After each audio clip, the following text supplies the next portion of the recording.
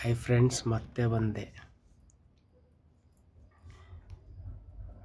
ಸಾರಿ ಉಪೇಂದ್ರ ಅವ್ರ ಥರ ಜುಟ್ಟ ಹೋಗಿದೆ.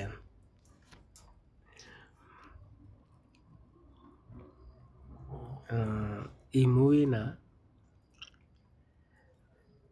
ರಿವ್ಯೂ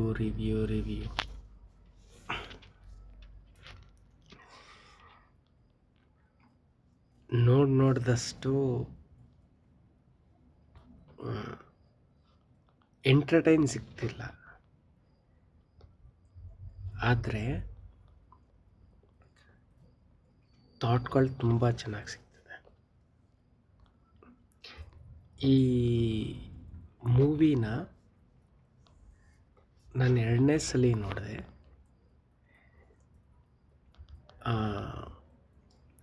ರೌಂಡ್ ಪ್ಯಾರಾಗ್ರಾಫಲ್ಲಿ 3 ಭಾಗವಾಗಿ ವಿಂಗಡಣೆ ಮಾಡಿಕೊಂಡೆ.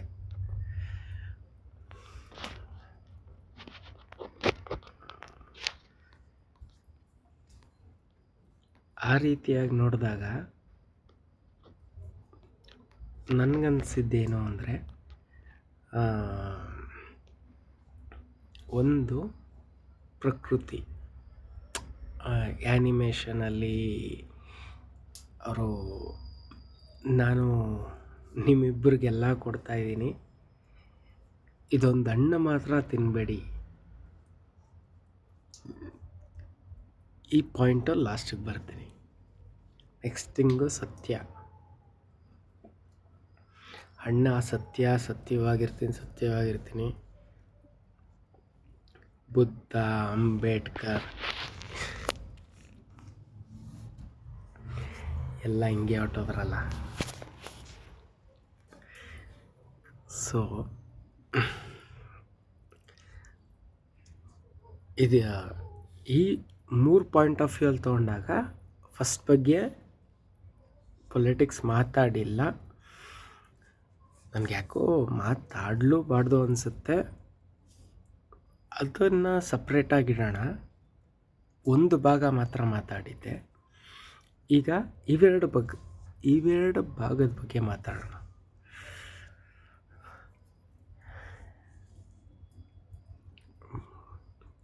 ತಲೆನೋವು ಅಂದ್ಬಿಡ್ತು. ಇದು ನಂಗೆ ಅನ್ನಿಸ್ದಂಗೆ ಇನ್ನೊಂದು 20 ವರ್ಷಕ್ಕೆ, ಇನ್ನೊಂದು 10 ವರ್ಷಕ್ಕೆಲ್ಲ ಅರ್ಥ ಆಗೋಗುತ್ತೆ. ನಡೀತಿರೋ ವಾರ್ಗಳಾಗಲಿ, ಅವ್ರವ್ರ ದೇಶಗಳಿರೋದಾಗಲಿ,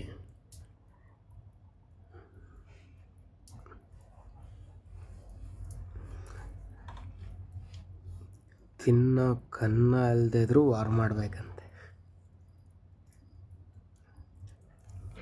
ಫೈನಲಿ ತೋರಿಸಿರೋದು ಅದೇ ತಾನೆ. ಸೊ ನಾನು ಹೇಳೋದೇನು ಅಂದರೆ, ನಾನು ಹೇಳೋದಲ್ಲ, ಉಪೇಂದ್ರ ಅವ್ರು ಹೇಳೋದೇನು ಅಂದರೆ, ಊಟ ನೀನು ಸಂಪಾದನೆ ಮಾಡ್ಕೊ, ನಿನ್ನಂಗೆ ನೀನಿರೋ. ದೇಶ ಅಂತ ಬಂದಾಗ ಎಕ್ಸಾಕ್ಟಾಗಿ ಇರು. ಬಟ್ ಎಕ್ಸಾಕ್ಟಾಗಿರೋಕ್ಕೆ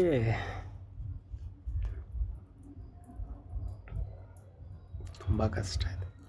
ಹಂಗಂತ ಅವ್ರ ಪಕ್ಷ ಪ್ರಜಾಕೀಯನ ಸಪೋರ್ಟ್ ಮಾಡವ ಅಂದರೆ ಅವರೇ ಕ್ಲಾರಿಟಿಲಿಲ್ಲ.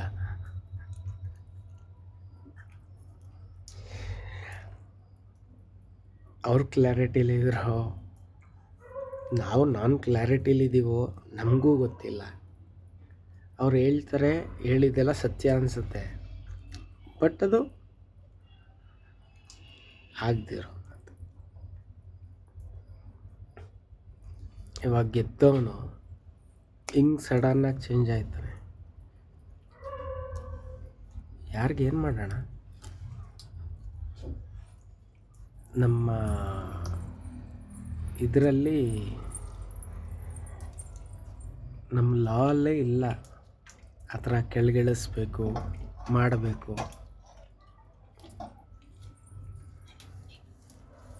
ಸೊ ಹಿಂಗೆ ಇರಬೇಕು. ಪ್ರಕೃತಿ ಬಗ್ಗೆ ಸ್ಟಾರ್ಟಿಂಗಲ್ಲಿ ಮಾತಾಡಿದೆ. ಸಾರಿ, ಪ್ರಕೃತಿ ಬಗ್ಗೆ ಅಲ್ಲ, ಅವರಿಬ್ಬರ ಬಗ್ಗೆ. ಎ ಕ್ರಿಯೇಷನ್ ಅಂತ ಗಂಡು ಹೆಣ್ಣು ಇಬ್ಬರನ್ನ ಮಾಡಿ ಒಂದು ಆ್ಯಪಲ್ಲಿದೆ, ನಿಮಗೆಲ್ಲ ಪ್ರಪಂಚ ಎಲ್ಲ ಕೊಡ್ತಾಯಿದ್ದೀನಿ, ನೀವೇನು ಮಾಡಬೇಡಿ, ಆರಾಮಾಗಿರಿ, ಇದೊಂದು ಹಣ್ಣು ಮಾತ್ರ ತಿನ್ನಬೇಡಿ ಅಂತಾರೆ. ಎಷ್ಟು ಜನಕ್ಕೆ ಅರ್ಥ ಆಯಿತೋ ಅಲ್ವೋ ಗೊತ್ತಿಲ್ಲ.